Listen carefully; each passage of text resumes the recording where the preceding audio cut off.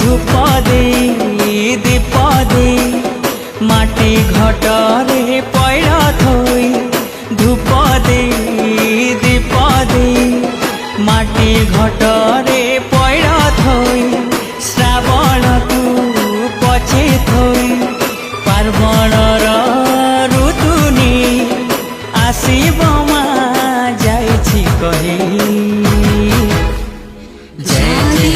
सर्वभूतेषु शान्तिरूपेण संस्थिता।